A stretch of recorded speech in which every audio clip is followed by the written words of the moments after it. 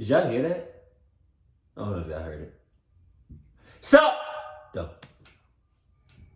My name is Kevin, and this whole mess started a few months before quarantine last year. Right. I was in 8th grade and my sister Jessica was in 7th grade. This particular day, as we got off the bus to go home, we noticed this white busted van just sitting near the edge of the road. This was odd, as we hadn't ever seen the vehicle before.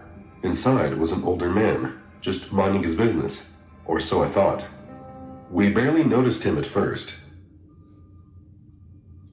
Just like how he minded his business, you mind your business too. It's already bad enough that you looking at that shit. But that right there is just more than enough.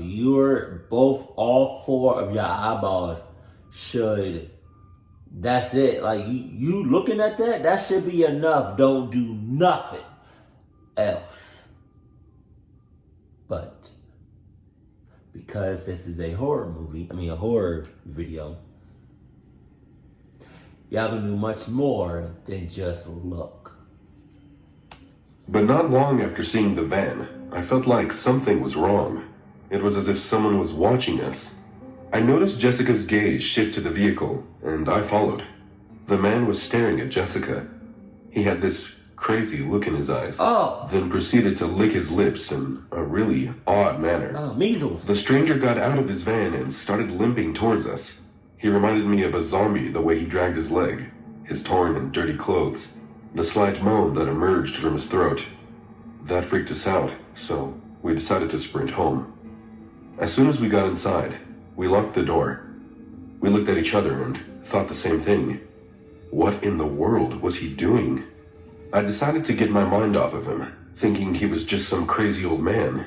Since he'd reminded me of a zombie, I pulled out my phone to play The Walking Dead Survivors. It's a game based on the Walking Dead TV show, where you can I got you. I get it. All right. That was smooth.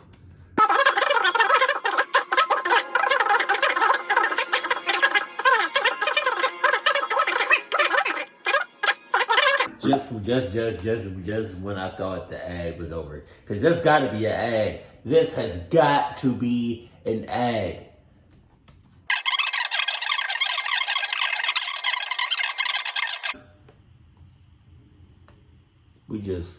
Hold on.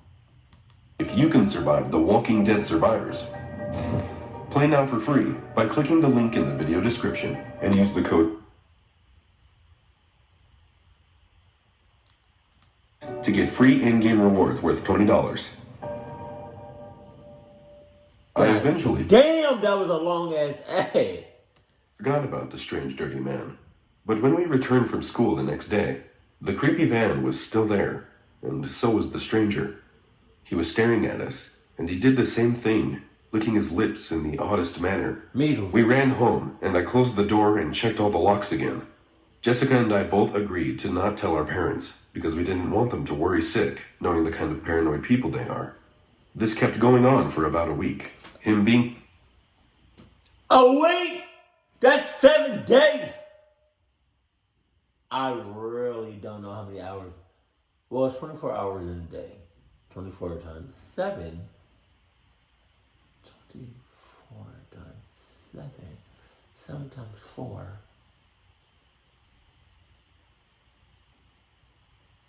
20 plus 7 times 3 is 21. No, yeah. So add 4. It's 24. 7 times 4 is 24? Yeah. I think. It's 24. 4 right there. And carry 2. 7 times 2 is 14. 14. 164? Is that 164 hours in a week? I think. I really don't know how many seconds that is, though. Because you do how many seconds in a day to times that by 7. You do. Because how many seconds are. There's 60 seconds in an hour. I'm really doing this. That's 60 seconds in an hour. In an hour. Then times that by 24. It's 24 hours. So 60 times 12. I'm definitely not doing that shit. Oh, all I'm saying is, how the hell has this been going on for a week? The first time really should have been the only time. The first time you noticed that, sussing us out the ass, clucking us out the ass, right? Then the second time, you should have just kind of peeked around to see if the van was right there and to find another way around. Aaron, us getting scared and running home whenever we passed his van, but then it just stopped. He wasn't there anymore. We both felt relieved. As we got home, Jessica and I immediately logged into the Walking Dead Survivors again. After an hour, Why? We both heard a knock on our door. This was unusual. Why? Why are you playing that? I mean, okay, I get it, but why are you playing that game?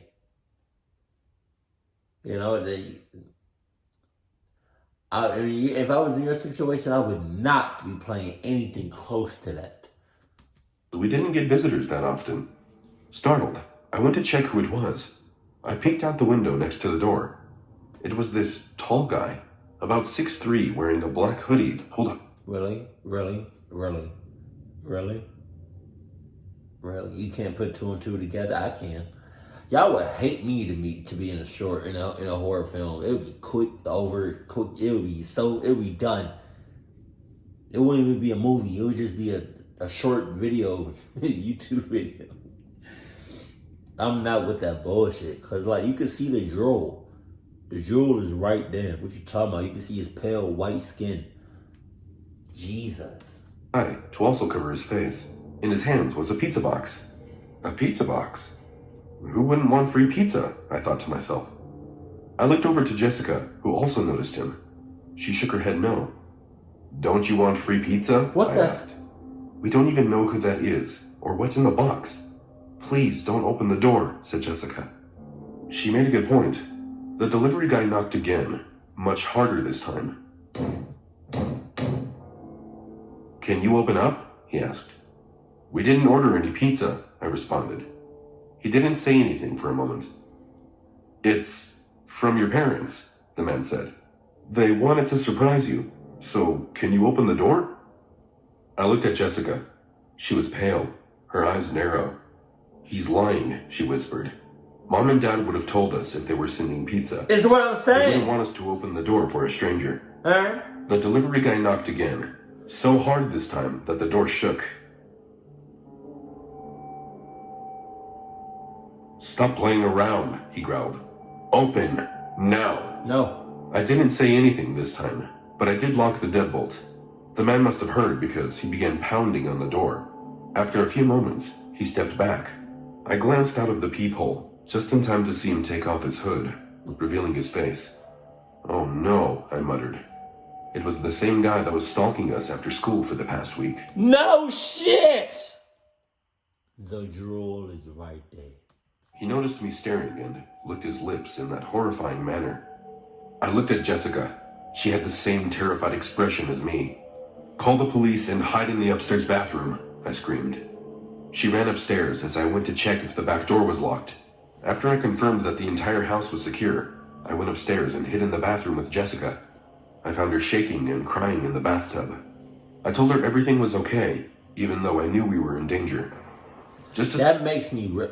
I think I just heard something crash. That makes me really nervous because they got a window in their bathroom. That makes me really, really, really nervous. I was finally calming her down. We heard glass shatter. He was inside the house. We stayed there, not daring to move a muscle. I could hear his heavy, dragging footsteps around the house. Kevin, Jessica, I know you guys are here. Please don't make this hard for me. His groaning voice echoed around the house, filling every corner. The stranger was starting to make his way up the stairs. Jessica began hyperventilating. I got in the tub and covered her mouth so her breathing wouldn't give our location away. The old man was yelling, laughing like a maniac just on the other side of the door. Jessica's eyes were white with panic. "Don't worry, we're okay," I whispered to her. "Just pretend that we're survivors, like in the game. Man. The zombies can't find the survivors if they're quiet." Jessica still looked terrified, but she nodded and stopped shaking quite so bad. "You guys are trapped. You're all mine," the old man moaned. My clothes were drenched in sweat. The stranger approached the bathroom.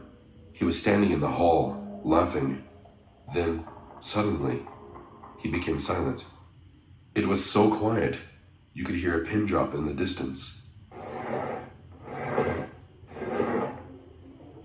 The old man was scraping the other side of the door with something metal. After a few seconds of scratching, he hit the wood hard enough to cause the frame to shake. I peeked over the edge of the tub. The point of a knife was pressing through the door. We were doomed. This was going to be the end. I was processing our last moments. The man slammed into the door again and again, causing the wood to crack. Jessica screamed. A final blow buckled the door and snapped the lock. Damn! The man stood in the doorway and licked his cracked lips. He was even grimier than when we'd seen him in the van. His eyes were bloodshot and had a yellow tint with dark bags hanging under them. The man's skin was scabby and peeling, pale and covered in dirt. His hair was a rat's nest of greasy gray tangles. What few teeth he had left were rotting, black at the gums. He showed them in a crooked smile as he watched us. Damn! The man took one step towards us, then froze. A wailing sound filled the room, coming from just outside. Sirens. The police. I never felt more relieved in my life. But just when we thought the man would run away, he continued to step forward, dragging his feet, mumbling inaudibly, with the knife held forward as if he was hungry for blood. My sister screamed at the top of her lungs, and at that moment, a large gunshot went off, almost making my eardrums explode. Platters of meat painted the wall, and the man fell to the floor. Behind him was a police officer. I looked over to Jessica. Her eyes were rolling back. She collapsed. "Jessica!" I shook her. "Jessica! Jessica!" No response. The paramedics came quickly and took Jessica to the hospital, with me riding along. The trip to the hospital felt like hours. Horrible thoughts raced through my head. Just as we reached the hospital, I saw my parents in the parking lot. I ran to them, hugged them, and broke down weeping. It was an inside job! That's all I'm saying. We crowded into the waiting room. After about an hour, the doctors came out, revealing that Jessica had just collapsed in shock and that she was perfectly fine. We went into her room and, sure enough, Jessica was all right. I was so thankful that she was alive. About a minute later, the police arrived. They asked our parents to speak in private in the hallway, but the door was open enough that Jessica and I overheard everything they said. They took the pizza box to the crime lab and found out that the food was spiked with cyanide, a deadly poison. Jesus. Thank God we didn't eat it. The police went on to say that this was the third case of attempted poisonings in town in the last month. All of the events appeared to be linked because the poison used was always cyanide and the targets were always children. We don't know what the hell was wrong with that guy. Maybe he was mental.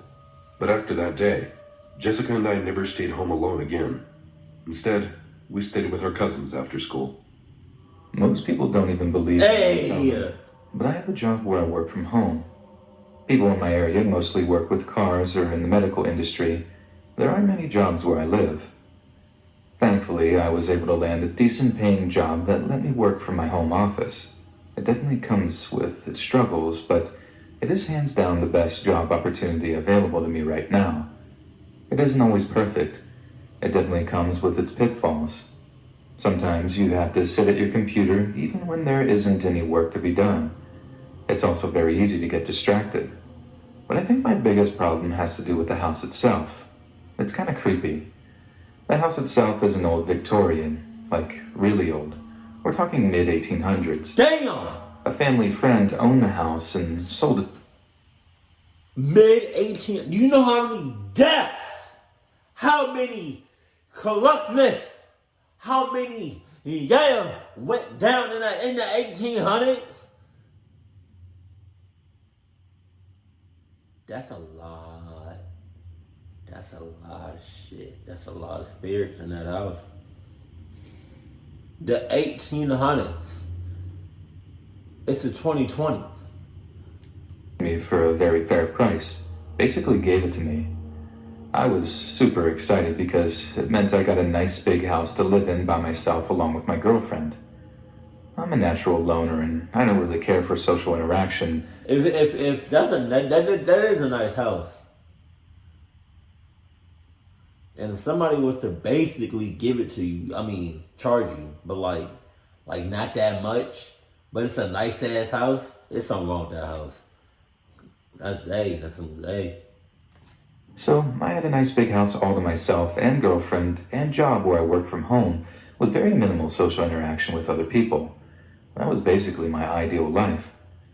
But the house's age meant that it was going to be scary at times. Yeah. And I don't mean with ghosts or anything like that, but sometimes I hear the house settling in or making noises that I can't explain. What was that? I've actually had quite a few instances where I'll be sitting down and doing some work and then out of nowhere, I hear a noise that I just can't rationalize. I go exploring throughout the house only to find that nothing... That, you just... Go back. I had a nice big house all to myself and girlfriend and job where I work from home with very minimal social interaction with other people. That was basically my ideal life. But the house's age meant that it was going to be scary at times. And I don't mean with ghosts or anything like that, but...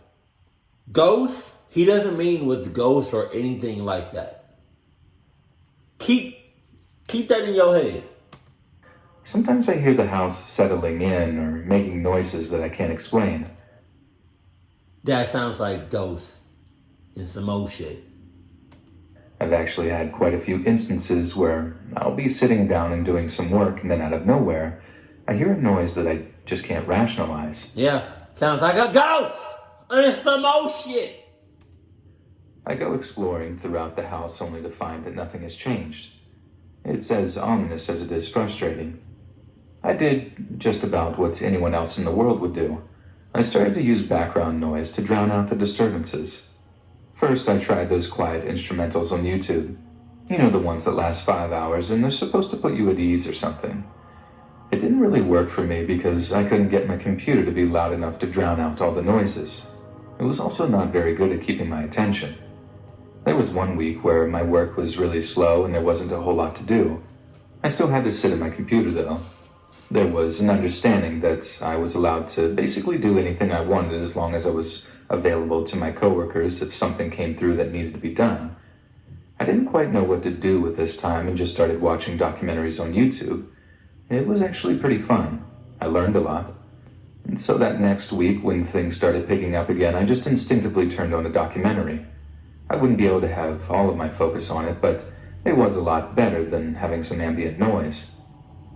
It actually helped distract me from the sounds of the house. I guess I just didn't have enough mental focused energy to notice any of the other sounds going on around me, if that makes any sense. Well, it had been about 2 weeks of me watching documentaries while I worked. Everything seemed to be good, until one Friday morning, I started work at 8 and this must have been around 10, I was sitting at my office chair working while I listened to a documentary about certain conspiracy theories, when all of a sudden, I heard an abrupt banging noise coming from upstairs. Where your girlfriend at? Like I had said, I hadn't been distracted by any noises for a while by this point. So the fact that I noticed this noise meant that it was probably serious. My fight or flight kicked in. You might laugh at me, but when I work, I keep a knife next to me. I ran upstairs with the knife and looked... Oh shit, when I work, I keep a pair of Adidas with me, but that's just me, to each his own. Where your girlfriend at? I feel like she's in cahoots. Around for any suspicious noises. The banging had stopped and I didn't know where it had come from. I knew what section of the house that I heard it from, but there didn't seem to be anything out of place. I stood there for a few moments and then I heard it again. It happened right on the other side of my door. I immediately braced myself for there to be some kind of animal or something trying to get in. I didn't really know what to expect. I opened my door to see that the screen door had not been properly closed. My girlfriend didn't close it all the way when she left for work that morning. See? In cahoots. It was also pretty windy that day, so it was just going back and forth, causing a banging noise when the wind got bad. This was kind of a breaking point for me. I didn't want to live my life in constant paranoia and fear of some kind of attacker coming into my home. We live in a safe area. There's never been a serious threat. And I have run around my house with a knife way too many times now. I honestly felt kind of stupid. So I made a decision. I was no longer going to assume that someone was breaking in if and when I heard a sound. I put the knife in my dresser in my bedroom and decided that I was going to just be into work while I was working, except for my documentary, of course. So there I was the next week. It happened on a Wednesday. I was sitting in my office doing exactly what I had set out to do. I was working, ignoring the noises, and listening to a documentary. I remembered the exact part of the documentary I was on when I heard it. The sound was the loudest sound I had heard in the house up to that point. At first, I reassured myself that it was nothing and that I need to fight against this paranoia. The sound continued, and I couldn't take my mind off of it. After about 5 minutes of listening to what sounded like rummaging and walking, I went upstairs to check. Bear in mind, I didn't have any weapon on me, and I was expecting some kind of reasonable explanation. When I got to my kitchen, I saw that the front door was wide open. The cabinets were all open, and there was a strange man rummaging through my stuff. I didn't notice until after the fact, but he had been eating something. I remember screaming at him. I don't remember what I said, but it was something to the effect of, "What are you doing in my house?" obviously. And then he just ran off. Didn't say a single word. He took a loaf of bread with him, but I don't think he took anything else, other than what I had eaten before I came upstairs. I reasoned with myself that he must have been some sort of homeless man or something. I don't know why else he would steal a loaf of bread from a very ordinary-looking house. And this was the worst thing that could have happened. On some instinctual level, it had proved all of my worst fears right. There was some kind of danger in my house. And of course, it was the one time when I didn't have my knife on me. I looked out that he didn't try to hurt me or anything, but it's still horrifying to see nonetheless. I just work at a local coffee shop now. It's honestly my only way to stay sane. For sure. When I was 14, I would spend the summer holidays away from school at home. I know this voice. I've heard this voice before.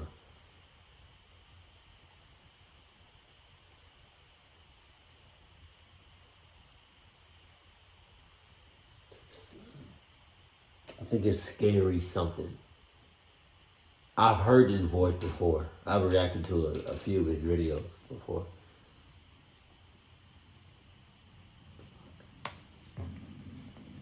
In the small village I lived in, this meant I mainly spent my days on my own, just watching TV and playing The Sims.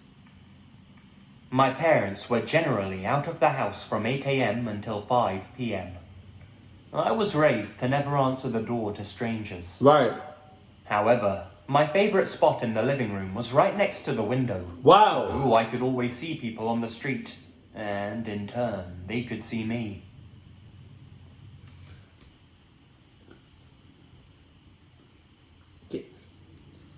Can it just be like a one-way glass or like a one-way mirror?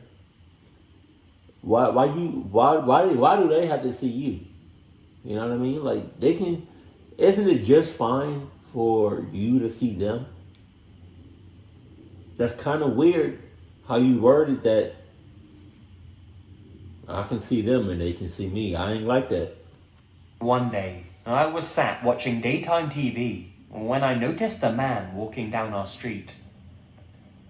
As our street has a dead end, I normally recognize everyone who walks down it, but I'd certainly never seen this guy before. He was tall, thin, and unshaven. He was wearing a hooded jumper with the hood up and his sleeves rolled up as well, revealing tattoos on his arms. He was carrying a large duffel bag and was looking closely at each house he passed. As I was sat there watching him, I would have been in that neighborhood if I seen him. I would have been like shouting from like a window or something. Damn you, sus! No, not today! And lock everything in my house. I was clearly in full view. He started to pass our house, and when he saw me, he smiled Ugh. and started walking up our short drive. Ew. He came up to our front door and knocked. I knew I shouldn't answer, but he had seen me, and at 14 I was afraid of being rude to an adult, so I obediently went and opened the door a crack. I peeked around the door and said hello. As he spoke, he pulled the duffel bag around to the front of his body and asked me if my parents were home. Yes. At this point, I figured he'd probably leave if I said no, but instead, he stepped forward towards the door and unzipped the bag.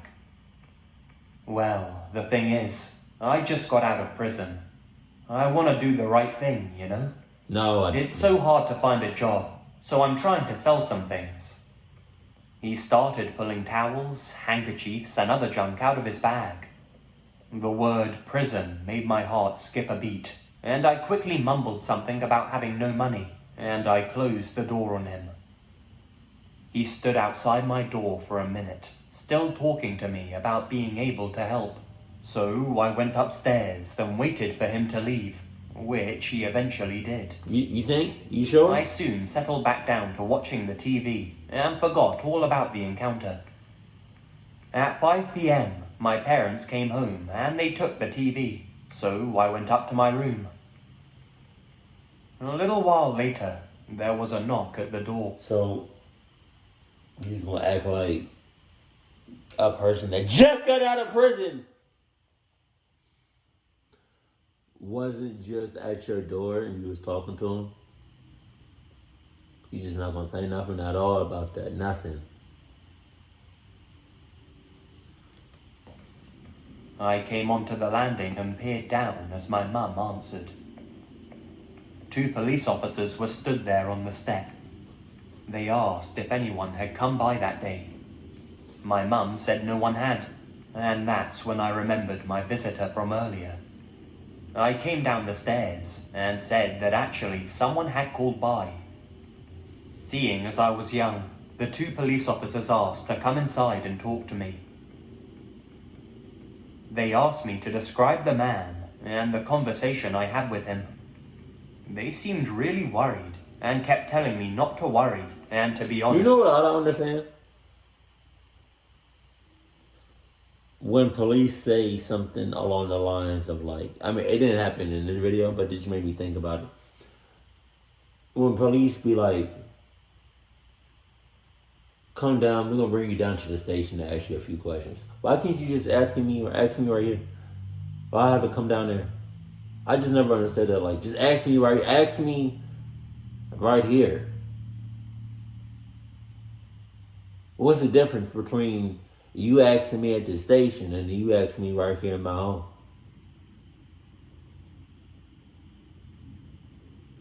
I don't know. About what happened.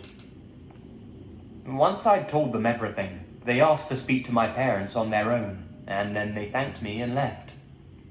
I was straight on at my parents, asking them what was going on. My mum explained that a few minutes after the guy had come to our house, he had gone to another girl's house. She was in the shower and hadn't answered the door when he knocked. Apparently, he let himself into the house and walked upstairs. Goddamn. When he found her in the shower, he sexually assaulted her. With my description and the evidence from the girl, they tracked the guy down. It turned out he had just been released from prison for a similar attack on another girl. I never answer the door when I'm alone now, and I refuse to shower when I'm home alone. Should have never did that shit in the first place.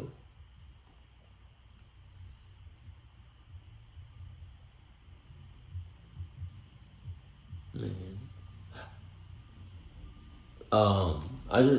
Okay. Has anybody ever been home alone, and like a random person just try to,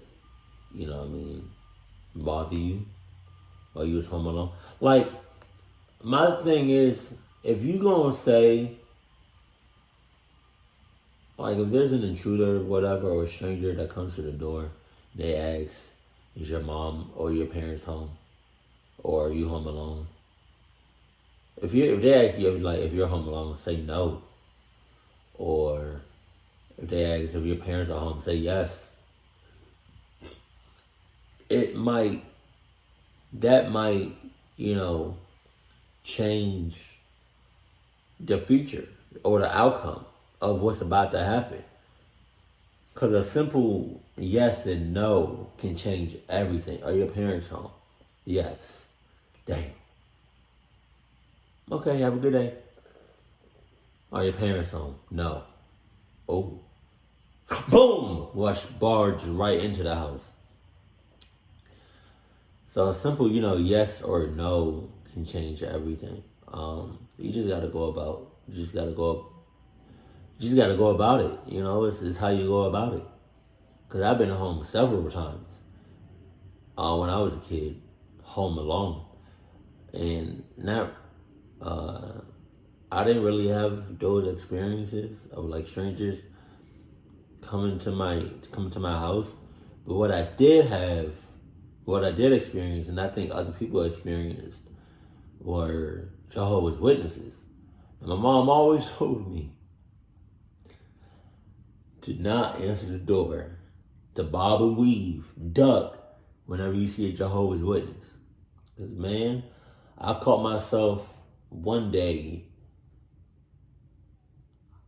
I don't think I knew who they were at the time,